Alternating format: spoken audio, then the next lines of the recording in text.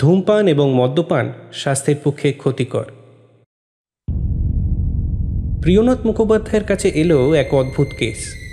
এক বৃদ্ধ এসেছেন তার ভাড়াটিয়া খুনের তদন্তের আর্জি নিয়ে। প্রিয়নাথের জন্য কতটা কঠিন হবে এই কেসের সমাধান করা?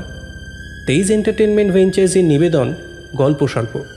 আজ আপনাদের জন্য দারোগা দপ্তরের কাহিনী প্রিয়নাথ মুখোপাধ্যায়ের লেখা কালীঘাটের হত্যা রহস্য। গল্প পাঠ ও দারোগা প্রিয়নাথের ভূমিকায় শুভময়। গল্পের সূত্রধর আমি সম্বুদ্ধ। শুরু হচ্ছে প্রিয়নাথ মুখোপাধ্যায়ের কাহিনী কালীঘাটের হত্যা রহস্য।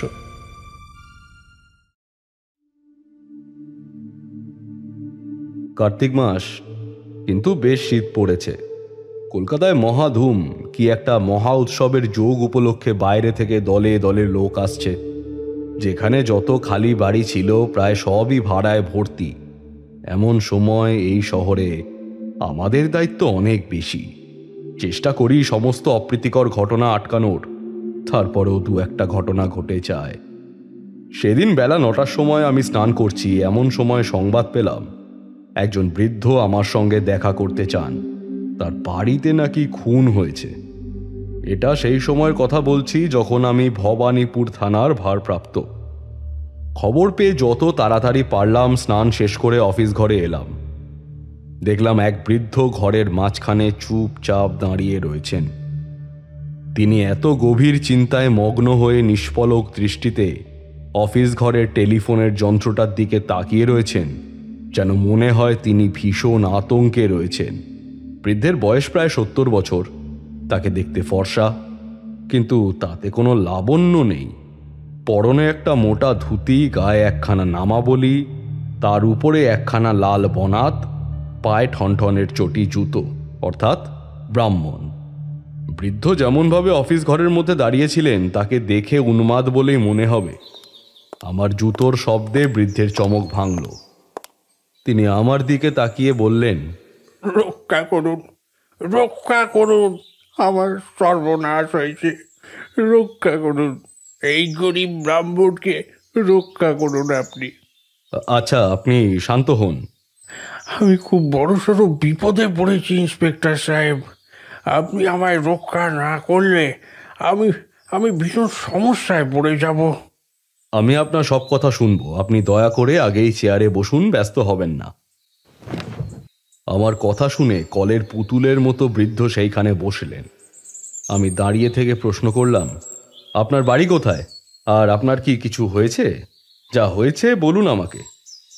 গে, আমার বাড়ি কালীঘাটে। সেখানে একটা খুন হয়েছে। আপনি আমাকে সেই খুনের দায় থেকে দয়া করে মুক্ত করুন। আমি খুব আশ্চর্য হয়ে গেলাম। ভাবলাম, কালীঘাটে ভদ্রলোকের ঘরে খুন, তীর্থস্থানে নরহত্যা। কলিকালে আর কিছু দেখা বাকি রইল না দেখছি। নিজের বিস্ময় সামলে নিয়ে প্রশ্ন করলাম, আচ্ছা, আপনার বাড়িতেই কি খুন হয়েছে? হ্যাঁ, আমার বাড়িতেই খুন হয়েছে। একবার দেখছি আমার নাম গেল, যশ গেল, শেষে আমার একমাত্র উপার্জনের জায়গাটা পর্যন্ত নষ্ট হওয়ার উপক্রম হয়েছে। কে খুন হয়েছে? আপনার সঙ্গে তার কি সম্পর্ক? আমার একজন ভাড়াটিয়া আর কি, বুঝলেন। কালীঘাটে আমার ঘর ভাড়া আছে। আপনার বাড়িতে কজন ভাড়াটিয়া রয়েছে? একে আমার বাড়িটা দোতলা বাড়ি। ভেতরের দিকটায় আমি সপরিবারে থাকি, বাইরের দিকটায় ভাড়া দিয়ে রেখেছি। কালীঘাটে এখন অনেক ভক্ত আসে, তাদেরকেই ভাড়া দিই সাধারণত। এখন বাইরের আরো অনেক লোক আদি গঙ্গায় স্নান করবার জন্যে কালীঘাটে এসেছে, তাই আমার বাড়ি ভাড়া একেবারে পুরোপুরি ভর্তি আছে। তাদের মধ্যেই বোধহয় একজন খুন হয়েছে। বোধহয় কেন? আপনি কি না জেনে এখানে এসেছেন নাকি? না না না, আমি নিশ্চিত, মানে ঠিক বুঝে উঠতে পারছি না আর কি, বুঝলেন। আমার মন বড় চঞ্চল, আমি সব কথা ভালো করে আপনাকে গুছিয়ে বলতে পারছি না কো। আচ্ছা, আপনি স্থির হয়ে বসে আমাকে সব কথা গুছিয়ে বলুন। যদি আপনি নির্দোষ হন তাহলে আপনার ভয়ের কোনো কারণ নেই। যেমনভাবে পারবো আপনাকে রক্ষা করব। আমার কথা শুনে বৃদ্ধ কিছুক্ষণ নিস্তব্ধভাবে বসে রইলেন। মনে মনে কি যেন ভাবছেন, মনে হয় নিজের মস্তিষ্ক শান্ত করে বক্তব্যগুলো গুছিয়ে নিচ্ছেন। অবশেষে নীরবতা ভঙ্গ করে একটু অপ্রত্যাশিতভাবে বললেন, জগদীশ্বর আপনার মঙ্গল করবেন। আমি বৃদ্ধ ব্রাহ্মণ, আপনার বাবার মতো। দেখবেন আমার কথা ঠিক বলবে। অসংখ্য ধন্যবাদ। আগে আপনার সমস্ত সমস্যাগুলি শুনে নেওয়া দরকার এবং ঠিক কি কি হয়েছে একটু ভালো করে বলবেন, না হলে আমার কিন্তু বুঝতে অসুবিধা হতে পারে। বলছি সেইটি বলি। সবার আগে দাঁড়ান। এই গতকাল বেলা প্রায় 4টের সময় এক ভদ্রলোক সস্ত্রীক আমার বাড়িতে এসে উপস্থিত হলেন এবং একটা ঘর ভাড়া নেবেন বললেন। সব শুদ্ধ 16টা ঘর আমি ভাড়া দিই, ওপরে 8টা আর নিচে 8টা। ঘর ছোট হলেও আমি পরিষ্কার পরিচ্ছন্নই রাখি। এই নিচের সমস্ত ঘর আর ওপরে 6টা ঘর আগেই ভর্তি হয়ে গেছিল। তারা ফাঁকা ঘর দুটোর মধ্যে একটা নিলেন। 3 দিনের জন্য 5 টাকা করে ভাড়া নেবো বললাম। আমাকে তিনি ভাড়া অগ্রিম দিলেন। ঘরখানি চাবি তাদের হাতে দিয়ে আমি চলে এলুম। আজ বেলা 7টার পর আমি তাদের ঘরের সামনের বারান্দার ভেতর দিয়ে বাইরে এসে দেখি ঘরের দরজা তখনও বন্ধ। আমি তো খুব অবাক হলুম। সকালে যেখানে গঙ্গা স্নান করতে এসেছে সেইখানে এত বেলা অবধি এরা ঘুমোচ্ছে। অবশ্য হতেও পারে খুব ক্লান্ত হয়ে একটু বেলা অবধি বোধহয় ঘুমোচ্ছে। এই ভেবে আমি সবে চলে আসতে যাব, এমন সময় দরজার চৌকাঠের নিচে জল বেরোনোর গর্ত দিয়ে দেখলুম। কি দেখলেন? সেই কথাই বলছি।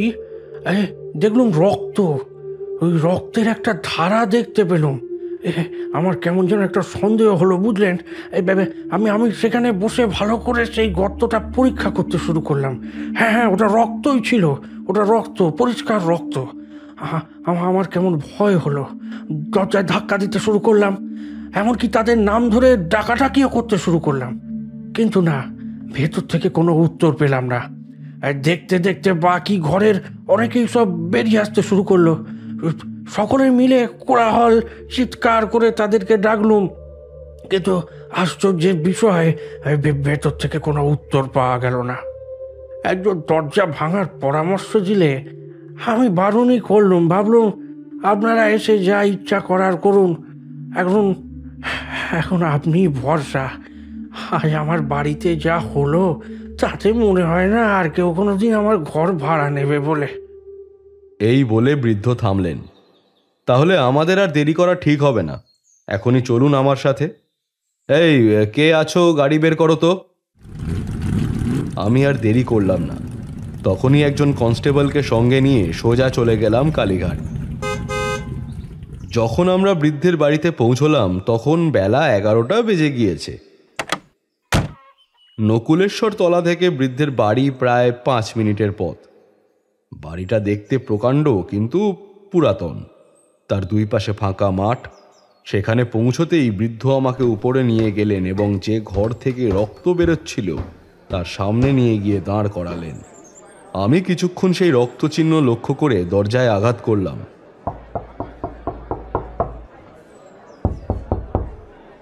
কিন্তু ভিতর থেকে কোনো উত্তর এলো না। তাই বললাম, সকাল থেকে এতজন ডাকার পরে উঠছে না, তার মানে দরজা ভাঙতে হবে। আচ্ছা, আমি চেষ্টা করছি। না, দরজা ভাঙবেন কেন? এই জনসমাগমের কলকাতায় আমি দরজা সারাবো কোত্থেকে বলুন তো?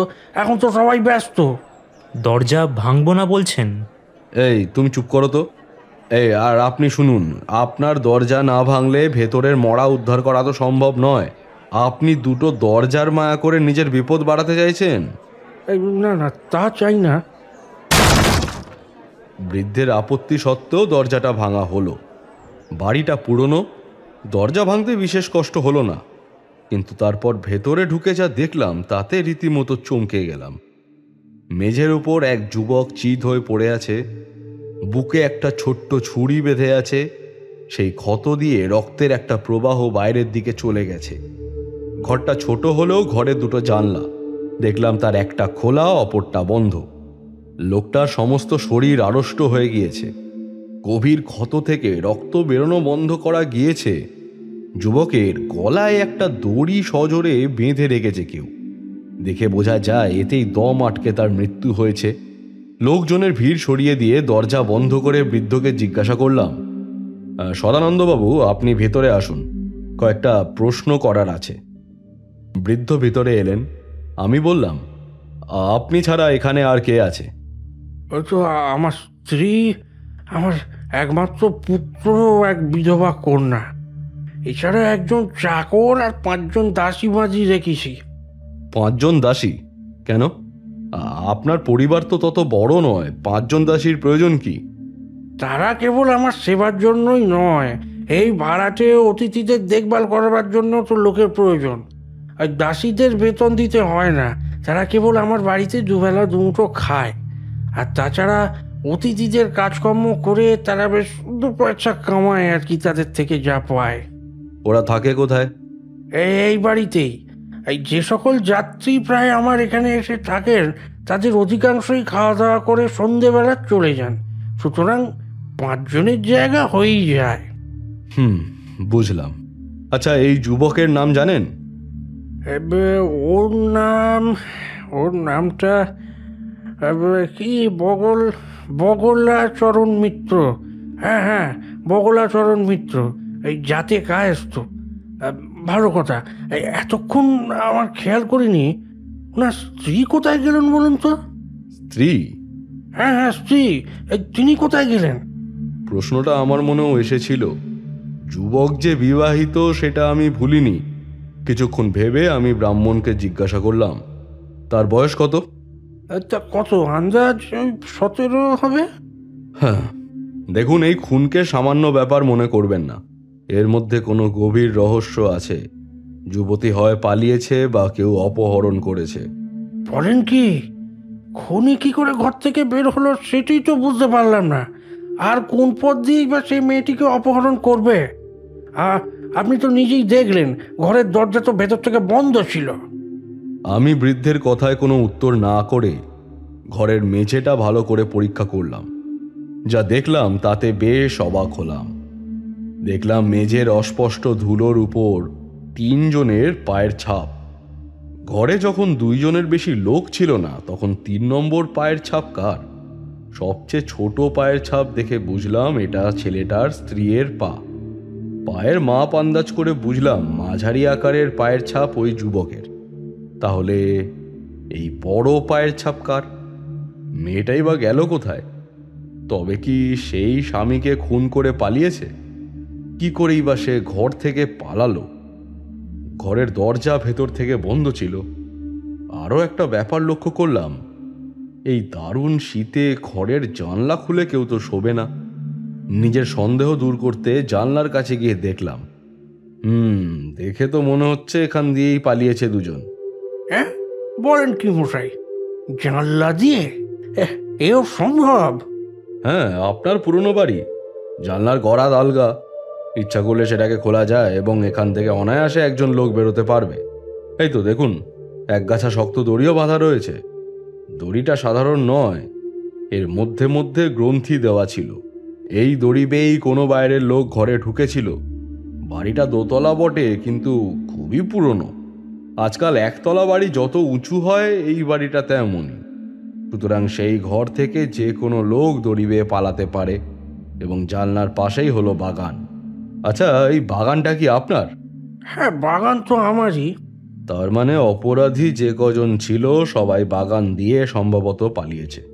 আচ্ছা, একটু বাগানটা দেখা যাবে? নিশ্চয়ই, আসুন, আমার সঙ্গে আসুন।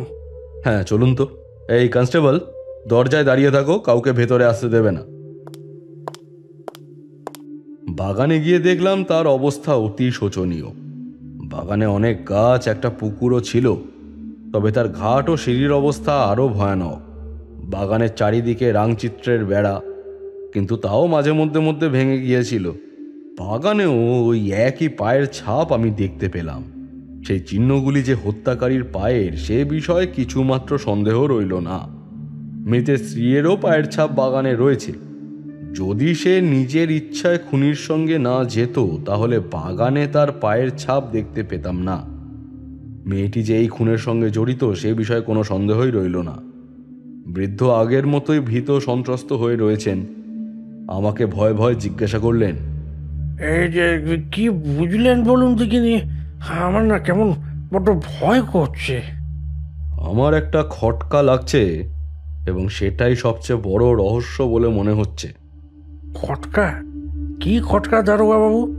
ঘরে দুজন ঢুকেছিল প্রথমে, তারপর রাতে তৃতীয় কোনো লোক এই পথ দিয়ে এসেছে, অর্থাৎ আপনার বাগানের পথ থেকে এসে ওই দড়ি দিয়ে উঠে নিজের কাজটা শেষ করেছে। আচ্ছা, আপনি একটা জিনিস বলুন তো। হ্যাঁ, কি? আপনি তো বললেন আপনার সব ঘরেই লোক রয়েছে, তাই তো? যদি লোকটাকে খুন করাই হয়ে থাকে তাহলে লোকটার চিৎকার সকলে শুনতে পেত, তাই নয় কি? হ্যাঁ, কিন্তু কোনো শব্দই আমি শুনতে পাইনি। অবশ্যই বাকি ঘরের লোকের ব্যাপার স্যাপার অবশ্য আমি জানি না। আচ্ছা, তাহলে বাকিদের সঙ্গে একটু কথা বলা যাক। বাড়ির সকলকে জিজ্ঞাসা করা হলো যে তারা রাতে কোনো রকম অদ্ভুত শব্দ শুনেছে কিনা, কিন্তু সেখানেও হতাশ হলাম। রাতে কেউ কিছুই শোনেনি, অর্থাৎ লোকটির মৃত্যুতে তার স্ত্রীরও হাত রয়েছে। সম্ভবত মৃত্যুর আগে লোকটিকে কোনোভাবে অজ্ঞান করা হয়েছিল। আমি আবার ঘরে এলাম। কনস্টেবলকে প্রশ্ন করলাম, আচ্ছা, লোকটির জিনিসপত্রগুলো কি তল্লাশি করেছো? না না, আপনার আসার অপেক্ষা করছিলাম। আচ্ছা আচ্ছা আচ্ছা, ভালো করে দেখো তো কি পাওয়া যায় দেখি।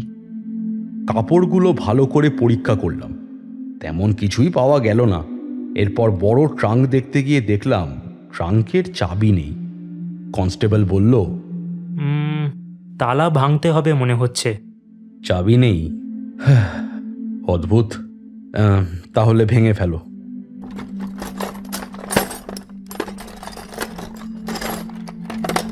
অগত্যা ট্রাঙ্কটা ভেঙে ফেললাম। দেখলাম তার মধ্যে দুটো শাড়ি, একটা নতুন গামছা, কয়েকটা চিঠির কাগজ, 10-12টা খাম ও টিকিট এবং ছোট একটা ক্যাশ বাক্স। ক্যাশ বাক্সটা খোলাই ছিল। দেখলাম তার ভেতরে একটাও পয়সা নেই। কনস্টেবলকে বললাম, টাকা পয়সা গয়না সব কিছুই এরা নিয়ে পালিয়েছে দেখছি। আচ্ছা, তুমি এক কাজ করো, এবার ঘরটা ভালো করে খুঁজতে থাকো। ছোটোখাটো যা কিছু পাবে আমায় দেখাবে, মনে থাকবে? আচ্ছা স্যার। কিছুক্ষণ পরীক্ষা করবার পর ঘরের এক কোণে একটা পোড়া মোমবাতি, একটা দেশলাইয়ের টুকরো আর কয়েকটা পোড়া কাগজ দেখতে পেলাম। কাগজগুলো খুব সাবধানে হাতে তুলে নিয়ে জানলার কাছে চলে এলাম। বেশিরভাগটাই পুড়ে গিয়েছে। সামান্য কিছু জায়গায় কিছু লেখা বোঝা যাচ্ছে, যদিও খালি চোখে সেটা খুব ভালো করে পড়া সম্ভব নয়। বৃদ্ধ বললেন, ওটা ওটা কি? কিছুই তো বুঝতে পারলাম না। আপনি কিছু বুঝতে পারলেন?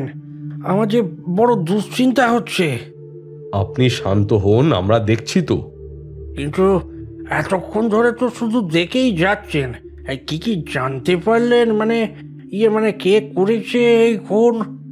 দেখুন, এখন আমাকে কোনো কথা জিজ্ঞাসা করবেন না। শীঘ্রই এই রহস্য ভেদ করব, তখন সমস্ত ব্যাপার জানতে পারবেন। এরপর আমি মৃতদেহ সরকারি ডাক্তারের কাছে পাঠিয়ে দিলাম। বাকি প্রশ্নের উত্তর পাওয়া যাবে পোস্টমর্টেমের পরে। মৃতদেহ পোস্টমর্টেমে পাঠানো হলো। এরপর আমি বৃদ্ধকে বললাম, পাশের ঘরে যে ভদ্রলোক আছেন ওনাকে একটু ডাকুন তো। আমি যখন এসেছিলাম তখন ওই ঘর বাইরে থেকে তালা দেওয়া ছিল, এখন দেখছি সেই তালা নেই, দরজা ভেতর থেকে বন্ধ। হ্যাঁ, ওনারা মনে হয় এসে গেছেন। আমি ডাকছি, দাঁড়ান। কিছুক্ষণ পরে ভদ্রলোককে ডাকা হলো। তিনি উত্তেজিত হয়ে প্রথমে আমার সঙ্গে কথা বলবেন না বলেই ঠিক করেছিলেন। হয়তো পুলিশ বলে ভয় পেয়েছেন। অগত্যা বলতে বাধ্য হলাম, আপনার ভয়ের কোনো কারণ নেই। গোটা কত কথা জিজ্ঞাসা করবার জন্য আপনাকে এখানে আসতে বলেছিলাম, দ্যাটস ইট। তিনি আমার কোনো কথার উত্তর দিলেন না। আমি তখন জিজ্ঞাসা করলাম, আপনার নাম? হ্যাঁ, আগে আমার নাম সুধীরচরণ মুখোপাধ্যায়। নিবাস? পলাশবাড়ি, ঢাকা। কি বললেন মশাই? পলাশবাড়ি? আগে হ্যাঁ, কেন বলুন দেখি? আপনি আমার কথা এত অবাক হইলেন? এই দেখুন, এই ঘরে যে লোক ছিল তারও বাড়ি ওই গ্রামে। আমার মনে হয় তিনি আপনার পরিচিতই হবেন। আচ্ছা, বাবুটার নাম কি? ওই বগলাচরণ মিত্র। হ্যাঁ, সে কি বগলাচরণ খুন হয়েছেন? হায় হায় হায়, কি সর্বনাশ! তিনি যে সম্প্রতি দ্বিতীয়বার বিয়ে করেছেন। তবে কি তার সঙ্গে যে মেয়েটা এখানে এসেছিল সে প্রথম পক্ষের স্ত্রী নয়? আগে না। আচ্ছা, আমিও প্রথমে সেইটি ভেবেছিলাম জানেন। আপনার এরকম সন্দেহের কারণটা কি? যুবকের বয়স ও স্ত্রীর বয়সের মধ্যে অনেক ফারাক। আর যুবকের বয়স প্রায় 40, কিন্তু যুবতীর বয়স 17-র বেশি নয়। তবে কি ও স্ত্রীও এখানে এসেছিলেন? হ্যাঁ। আচ্ছা, সুধীরবাবু, বগলাচরণের সঙ্গে কি আপনার সদ্ভাব ছিল? আমাদের দুজনেরই বাড়ি এক পাড়ায়, সদ্ভাব না থাকাই আশ্চর্য। আমি এইসব কথা শুনে মনে মনে বেশ খুশি হয়েছি। এতক্ষণে একটা সূত্র পেয়েছি। সুধীরবাবুকে জিজ্ঞাসা করলাম, গত রাত্রে ওই ঘর থেকে কোনো শব্দ পেয়েছিলেন? আগে না, আমরা সকলেই এত ক্লান্ত হয়ে পড়েছিলাম যে রাত্রিতে সামান্য একটু খেয়েই ঘুমিয়ে পড়েছিলাম। আজ সকালে যখন বাড়িওয়ালার চিৎকারের শব্দ শুনতে পেলাম, তখনই আমার মনে কেমন এক প্রকারের সন্দেহ হয়। কিন্তু যে কাজের জন্য এই ভয়ানক কষ্ট করে এত দূর এসছি, তাতেই মনোযোগ দিলাম। I C. বগলাচরণের শ্বশুরবাড়ি কোথায় জানেন? প্রথম পক্ষের শ্বশুরবাড়ি আমাদেরই গ্রামে, দ্বিতীয় পক্ষের শ্বশুরবাড়ি কলকাতা থেকে প্রায় 6 মাইল দূরের গ্রামে। কতদিন আগে বগলাচরণ দেশ থেকে রওনা দিয়েছেন? প্রায় 10 দিন। আচ্ছা আচ্ছা, আপনাদের গ্রাম থেকে কলকাতায় আসতে কতদিন সময় লাগে? 3 দিন মাত্র, কিন্তু বিশেষ চেষ্টা করলে 2 দিনেও আসা যায়, তবে সেটা খুব কষ্টের ব্যাপার। বগলাচরণও গতকাল বেলা 4টে বা 5টার সময় এখানে আসেন। যদি তিনি 10 দিন আগে আপনাদের গ্রাম থেকে রওনা দেন, তবে তিনি এতদিন ছিলেন কোথায়? তার শ্বশুরবাড়িতে থাকাই সম্ভব। কেমন করে জানলেন? যখন তার স্ত্রী সঙ্গে ছিল তখন নিশ্চয়ই শ্বশুরবাড়িতে গিয়েছিলেন, কারণ দেশে তার স্ত্রী ছিল না, তিনি একাই সেখান থেকে এসেছিলেন। এই স্ত্রী কি আপনাদের দেশে যায়নি? হ্যাঁ, গেছিল বই কি, কিন্তু সেখানে বেশি দিন ছিল না। হ্যাঁ। কতবার গিয়েছিল? 2 বার মাত্র, কিন্তু বোধহয় প্রতিবারই 1 মাসের বেশি ছিল না। আচ্ছা আচ্ছা, কতদিন হলো বগলাচরণ এই বিয়েটা করেছেন বলতে পারবেন? 2 বছর। শুনলাম তার স্ত্রীর বয়স প্রায় 17 বছর। যদি 2 বছর আগে তার বিয়ে হয়, তাহলে বগলাচরণ 15 বছরের এক যুবতীকে বিয়ে করেছিলেন। আপনার অনুমান ঠিক। দেশে তার এই স্ত্রীকে দেখে অনেকেই অনেক কথা বলা বলি করছিল। মেয়েটার চরিত্র কেমন ছিল জানেন কিছু? যা শুনেছি তা বড় ভয়ঙ্কর। শুনেছি তার কাজের জন্য তার বাবার মুখ দেখাবার জো ছিল না। মেয়ের বিয়ে হয়ে গেল, পাড়ার অনেকেই খুব হাসাহাসি করছিল, অনেকে গালমন্দ করছিল। মানে বুঝতেই পারছেন, যেসব ভাষা আমার মুখে আনা সম্ভব নয়। সেসব কথা আপনি কেমন করে জানলেন? আমি ওর বিয়ের সময় বরযাত্রী হয়ে এই গ্রামে এসেছিলাম। গ্রামের লোকেদের ব্যঙ্গ শুনে আমি তো প্রায় স্তম্ভিত হয়ে গিয়েছিলাম। মোট কথা, মেয়েটার চরিত্র কোনো মতেই সুবিধের না। কি বলেছিল তারা? আমরা ব্রাহ্মণ মানুষ, ওসব কুৎসিত কথাবার্তা মুখে আনাও পাপ আমাদের। আপনি এটুকু জেনে রাখুন, মেয়েটিকে পাড়ার লোকে খুব একটা ভালো চোখে দেখত না। আমারও তাই মনে হচ্ছিল। আপনি আসুন তো আমার সাথে। এই বলে আমি সুধীরবাবুকে সঙ্গে নিয়ে মৃতদেহ শনাক্ত করবার জন্য মর্গে চলে এলাম। তিনিও বগলাচরণকে চিনতে পারলেন। যখন থানায় ফিরে আসলাম তখন প্রায় বেলা 3টে। বলা বাহুল্য, তখনও পর্যন্ত আমার লাঞ্চ হয়নি। খাওয়া শেষ করে সেই পোড়া কাগজগুলো নিয়ে পরীক্ষা করতে বসলাম। এরই মধ্যে সরকারি ডাক্তারের রিপোর্ট চলে এলো। কি বুঝছেন স্যার? রিপোর্ট পড়ে যা বুঝছি, ছোড়াটা বগলাচরণের হৃৎপিণ্ড ও ফুসফুস ভেদ করে গিয়েছে। মানে আঘাত এত জোরে হয়েছিল, ছোড়াটা বুক ভেদ করে একেবারে হৃৎপিণ্ডে গিয়ে আঘাত করেছে। বাবা, কি বিষাক্ত মেয়ে! মনে কোনো দয়া মায়া নেই? না না না, একজন সামান্য মেয়ের পক্ষে এরকম আঘাত করা সম্ভবই নয়। এ নিশ্চয়ই কোনো ছেলে বগলাচরণকে হত্যা করেছে। ছেলে? কিন্তু কিন্তু ঘরে তো দুজন ছিল। আমার কথা তাহলে তুমি মনে হয় কানে নাওনি। রাতে ওই ঘরে তৃতীয় ব্যক্তির প্রবেশ ঘটেছিল। না হলে বগলাচরণের মতো একজন সুপুরুষকে একটা মেয়ে কখনো একা ধরাশায়ী করতে পারবে না। ঠিক তাই। লোকটা কে হতে পারে? সেটাই তো খুঁজে বের করতে হবে। দেখো, মেয়েটি যে তাকে সাহায্য করেছে তাতে কিছুমাত্র সন্দেহ নেই। সুতরাং সে যে রমণীর পরিচিত তাতে বিন্দু মাত্র সন্দেহ নেই। হয়তো কোনো গোপন প্রেমিক, কিন্তু সে বগলাচরণকে খুন কেন করলো? গোপন প্রেমিক হলেই যে স্বামীকে খুন করতে হবে এমন কোনো কারণ আছে নাকি? বিশেষত যখন মেয়েটি শ্বশুর বাড়িতেই যেত না, তখন তার স্বামী থাকতেও তার প্রেমিকের বিশেষ কোনো ক্ষতি তো ছিল না। তাহলে? আচ্ছা, তুমি এখন যাও। হ্যাঁ, পরে দরকার হলে আমি তোমাকে ডেকে নেব। আচ্ছা স্যার। কনস্টেবলকে বিদায় দিয়ে আমি সেই আধপোড়া কাগজগুলোকে নিয়ে পরীক্ষা করতে লাগলাম। অনুবীক্ষণ যন্ত্রের সাহায্যে অনেক কষ্টে কিছু কিছু পড়তে পারলাম। যা বুঝলাম তাতে সত্যি অবাক হলাম। সব শুদ্ধ দুটো কাগজ ছিল। একটার লেখা একেবারে পুড়ে গিয়েছিল, সুতরাং তা আর পড়তে পারলাম না। আর একটার অর্ধেকটা পুড়ে ছিল। চিঠিগুলো যে রমণীর প্রেমিকের লেখা সে বিষয়ে কোনো সন্দেহ রইল না। যে অংশ পড়তে পারলাম তাতে লেখা ছিল, বাসা আমার জানা আছে, ধারের ঘর ভাড়া পাইয়া ভালোই হয়েছে, আর আজই রাত্রি 1টার সময় হবে। ঘুমোলে সুবিধা, একটা দড়ি লাগবে। আচ্ছা, একটা দড়ি লাগবে। আর এটা কি? ধারালো ছুরি আছে। তোমার সুধাংশু। চিঠিটা পড়ে আমি অনেকটাই বুঝতে পারলাম, কিন্তু অবশিষ্ট অংশ কিভাবে পাবো সেটা বুঝে উঠতে পারলাম না।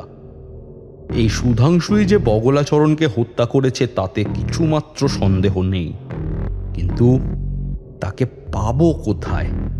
সুধীরবাবুর মুখে যা শুনলাম তাতে ওই বড় গ্রামে মেয়েটিকে খুঁজবই বা কিভাবে, বিশেষত যখন তার নামটি আমার জানা নেই। নামহীন এক মহিলার ঘর খুঁজে পাওয়া খুবই কঠিন একটা ব্যাপার। গোপন প্রেমিক ও রমণী যে একই গ্রামের সে নিয়ে কোনো সন্দেহ নেই। অগত্যা সুধীরবাবুর সঙ্গে সাক্ষাৎ করা ছাড়া আর কোনো উপায় রইল না। বিকেল 4টে বেজে গিয়েছে। সূর্য প্রায় নিভু। একটু বিশ্রাম নিয়ে আমি যখন সুধীরবাবুর সঙ্গে দেখা করতে গেলাম তখন প্রায় 7:30 বাজে। উনি বাসায় ছিলেন না, তবে 1 ঘন্টা অপেক্ষা করবার পর তিনি এসে আমাকে দেখে বেশ অবাকই হলেন। নমস্কার ইন্সপেক্টর বাবু, খুনির কোনো সন্ধান পেলেন? আশা করছি তাড়াতাড়ি পেয়ে যাব। এখন আপনাকে 2-1টা কথা জিজ্ঞাসা করতে এলাম। কোনো সমস্যা নেই তো? আমার কাছে এমন কি কথা আপনি জানতে চান বলুন, আমি জানলে অবশ্যই বলবো। Thank you. আচ্ছা, আপনি তখন বলেছিলেন যে আপনি বগলাচরণের দ্বিতীয় পক্ষের শ্বশুরবাড়ি জানেন। কোনোভাবে আমাকে বাড়িটা দেখিয়ে দিতে পারবেন? হ্যাঁ, নিয়ে যেতে পারি, তবে এই যজ্ঞের দিন অবধি আপনাকে অপেক্ষা করতে হবে। যেটার জন্য এত দূর আসা সেটা ভঙ্গ করে আপনাকে সাহায্য করতে পারবো না। আমায় ক্ষমা করবেন, আমি ব্রাহ্মণ মানুষ, আপনি নিশ্চয়ই বুঝতে পারছেন। আমাকে বাধ্য হয়েই যজ্ঞের দিন পর্যন্ত অপেক্ষা করতে হলো। যজ্ঞের পরদিন সুধীরবাবুকে সঙ্গে নিয়ে আমি সেই গ্রামে চলে গেলাম। সুধীরবাবু আমাকে বগলাচরণের শ্বশুরবাড়ি দেখিয়ে দিলেন। সেখানে খোঁজ খবর নিয়ে জানতে পারলাম যে কয়েকদিন আগে বগলাচরণ নিজের শ্বশুর বাড়ি এসেছিলেন। তিনি তার শ্বশুরবাড়িতে কয়েকদিন থেকে স্ত্রীকে নিয়ে কালীঘাট গিয়েছেন। সেই গ্রামে গোপনে অনুসন্ধান করে আরও জানতে পারলাম যে বগলাচরণের স্ত্রী অতিশয় দুশ্চরিত্রা। তার চরিত্রের কথা ওই গ্রামের আবাল বৃদ্ধ বনিতা সকলেই জানে। সুধাংশু নামের এক দুশ্চরিত্র যুবকের সঙ্গে তার ভাব ভালোবাসা সবচাইতে বেশি। সঙ্গে আরও জানতে পারলাম যেদিন বগলাচরণ তার স্ত্রীকে নিয়ে চলে গিয়েছেন সেই দিন থেকে সুধাংশু শেখরকে সেই গ্রামে আর কেউ দেখেনি। এখন বেশ বুঝতে পারলাম বগলাচরণের হত্যাকারী তার স্ত্রী ও সুধাংশু শেখর ছাড়া অন্য কেউ নয়। এখন ওদেরকে যে করে হোক খুঁজে বের করতেই হবে।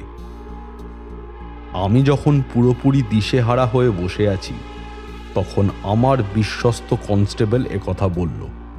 স্যার, ছোট মুখে বড় কথা হয়ে যাবে, তবু একটা কথা বলবো, তাতে হয়তো আপনার সুরাহা হবে। বলো। ওই প্রেমিকের নামটা কি যেন?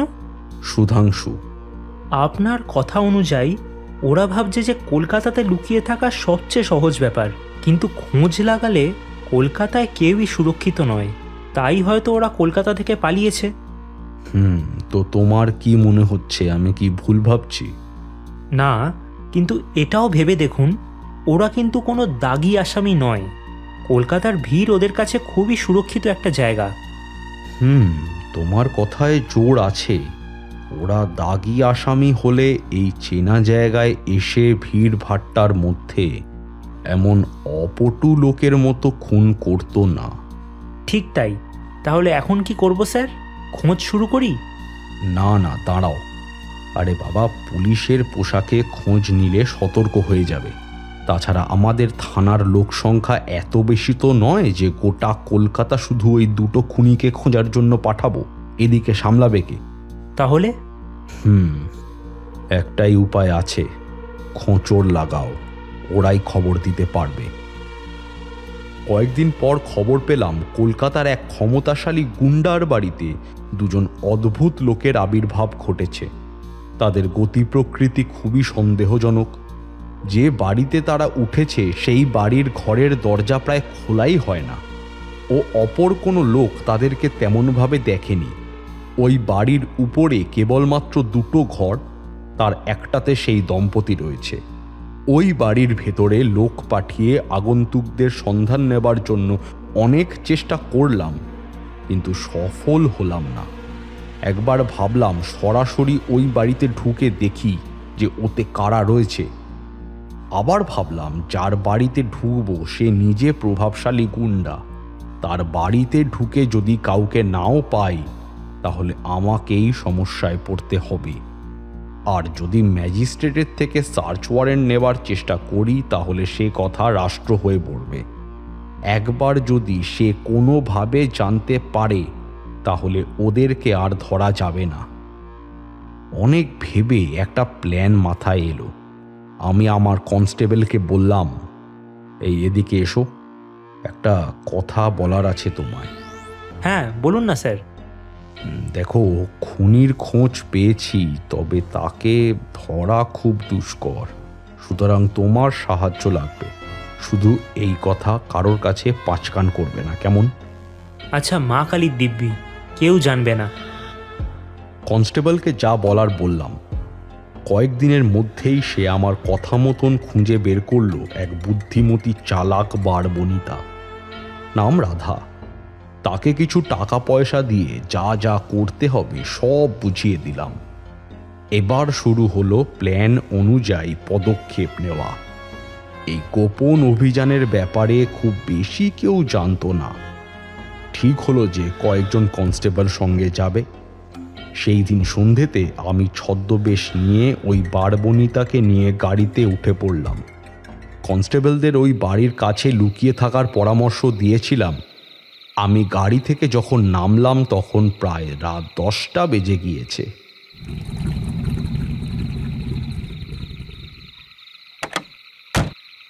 গাড়ি থেকে নেমে আমি ওই বাড়ির দরজায় দাঁড়ালাম। আমাকে অপরিচিত লোক দেখে সেই বাড়ির মালিক এসে জিজ্ঞাসা করলেন,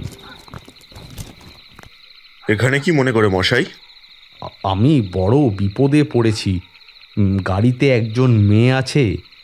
আজই দুজন বাড়ি থেকে পালিয়ে এসেছি, কিন্তু এই রাত্রে কোথাও থাকার জায়গা পাচ্ছি না। যদি একটু জায়গা, তাহলে আজ রাতটা কোনোভাবে কাটাতে পারি আর কি। আগে জানা থাকলে বাড়ি ঠিক করে রাখতে পারতাম, কিন্তু ও যে আজই আমার সঙ্গে আসবে তা আমার ঠিক জানা ছিল না। যদি এক রাত্রি থাকা হয় তাহলে 10 টাকার কমে হবে না। সে ঠিক আছে, মেয়েদের থাকার মতো জায়গা আছে তো? নিশ্চয়ই আছে, না হলে এত টাকা চাইবো কেন?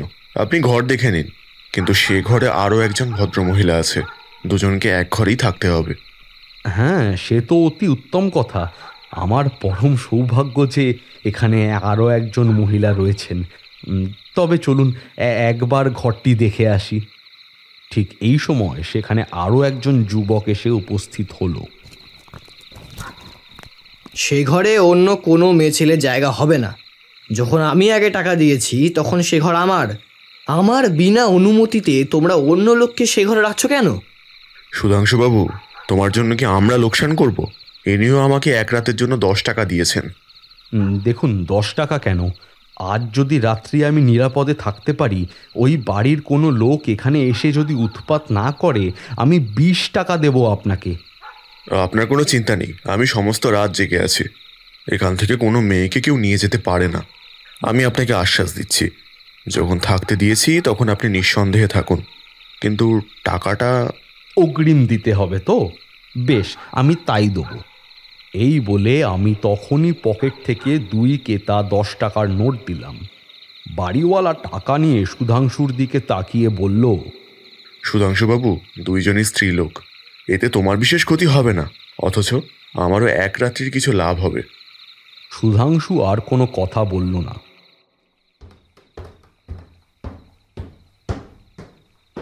বাড়িওয়ালা আমাকে সেই ঘর দেখিয়ে দিল।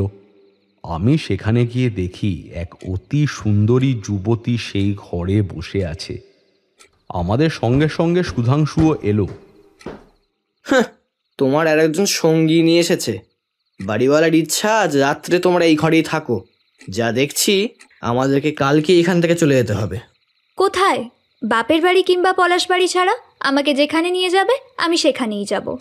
না না, তোমাকে আর বগলাচরণের বাড়ি যেতে হবে না। যখন তোমার স্বামী মরে গেছে তখন আর সে ভয় কেন? রমণী শান্ত হলো। আমি ঘর দেখে পুনরায় বাইরে এলাম এবং গাড়ির ভিতর থেকে যুবতীকে হাত ধরে নামিয়ে পুনরায় সেই ঘরে ফিরে এলাম। শুধু ফিসফিস করে বললাম, তোমার কাজ শুধু মেয়েটার সঙ্গে কথা বলে ওকে ব্যস্ত রাখা। ভয় পাবে না, বাইরে পুলিশ রয়েছে। আমার সঙ্গিনী খুবই চালাক। সে যেভাবে বুদ্ধি খাটিয়ে কথা বলতে লাগলো তাতে সকলেই বিশ্বাস করলো যে আমরা স্বামী স্ত্রী হতে চলেছি। ওরা কেউ কোনো প্রকার সন্দেহ করল না। রাধাকে আমি ঘরে রেখে একবার বাড়িটার চারিদিক লক্ষ্য করলাম। দেখলাম 2 জন মেয়ে ও সুধাংশু, বাড়িওয়ালা ও তার এক পাহারাদার ছাড়া আর কোনো লোক সেই জায়গায় নেই। কিন্তু তখনও একটা গুরুত্বপূর্ণ কাজ বাকি, তাই আমি বাইরে যাওয়ার জন্য তৎপর হলাম। আমাকে বাইরে যেতে দেখে বাড়ির মালিক জিজ্ঞাসা করলেন, কোথায় চললেন? এই প্রভাবশালী গুন্ডাকে দেখে আরেকটা আশঙ্কার কথা মাথায় খেলে গেল, কিন্তু আমি প্রস্তুত ছিলাম। আরে, আমি আপনাকেই খুঁজছিলাম। আপনার সঙ্গে একটা কথা আছে। আমার সঙ্গে? আচ্ছা, আমার ঘরে আসুন, সুধাংশুবাবু আছেন, একসঙ্গে চা খেতে খেতে কথা বলা যাবে। না না না, একটু অন্য জায়গায় যেতে হবে, খুব দরকারি। তাতে আপনার লাভ বই ক্ষতি হবে না। বাড়ির মালিক কিছুক্ষণ চিন্তা করে তারপরে বললেন, আচ্ছা, বাইরে আসুন। দুজনে সদর দরজা দিয়ে বাড়ির বাইরে এলাম। দেখুন, আমি আপনাকে খুব ভালো করেই চিনি, কিন্তু আজকে আপনাকে আমায় একটা সাহায্য করতে হবে। কি সাহায্য? ভয় পাবেন না, একটা ছোট্ট মিথ্যে কথা বলেছি। আমি আসলে পুলিশের লোক। তবে আপনার ভয় পাওয়ার কোনো দরকার নেই। বাড়ির মালিক তো বাইরে থেকে ভালো মানুষের চামড়া পরে থাকলেও ভেতর ভেতর দাগি আসামি। পুলিশের নাম শুনে রীতিমতো চমকে উঠে চিৎকার করতে যাচ্ছিলেন। মানে আপনার এত বড় সাহস? আমি তক্ষুনি চুপ করিয়ে বললাম, শান্ত হন, শান্ত হন। আপনি যাকে আশ্রয় দিয়েছেন তারা দাগি আসামি। এতে আপনার কোনো ক্ষতি হবে না। আপনি অযথা চিৎকার করতে গেলে আপনারই ক্ষতি। কি করতে চান? আপনার শুধু সহযোগিতা চাই। আপনি আমার পুলিশ বাহিনীকে ভেতরে ঢোকার রাস্তা করে দিন, না হলে খুনি পালাবে, তখন কিন্তু ধরা সম্ভব হবে না। তাতে আমার লাভ? লাভ? লাভ এটাই যে আপনার এই বাসস্থানের ব্যাপারে কেউ জানবে না। আমি তো দক্ষিণ কলকাতার পুলিশ, এদিকে আসার সম্ভাবনা খুবই কম। বাড়ির মালিক কিছুক্ষণ নীরব দাঁড়িয়ে রইলেন, তারপর আমায় অপেক্ষা করতে বলে বাড়ির পিছন দিকে চলে গেলেন। সেখানে একটা দরজা খুলে দিলেন। বাইরে থেকে যে সকল কর্মচারী আমার আদেশের অপেক্ষায় দাঁড়িয়েছিল, আমার সংকেত পাওয়া মাত্র তারা সকলে বাড়ির ভেতরে প্রবেশ করল। পুলিশ দেখে সুধাংশু পালাবার চেষ্টা করল, কিন্তু সম্ভব হলো না। ওদের বিরুদ্ধে যে সকল প্রমাণ সংগ্রহ হলো তাতে তারা অব্যাহতি পেল না। দুজনকেই শাস্তি হিসাবে দ্বীপান্তরে পাঠানো হলো।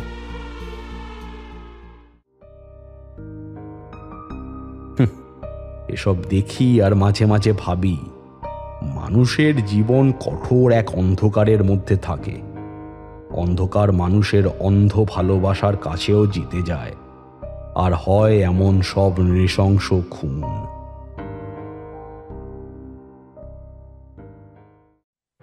শুনছিলেন প্রিয়নাথ মুখোপাধ্যায়ের কাহিনী কালীঘাটের হত্যা রহস্য।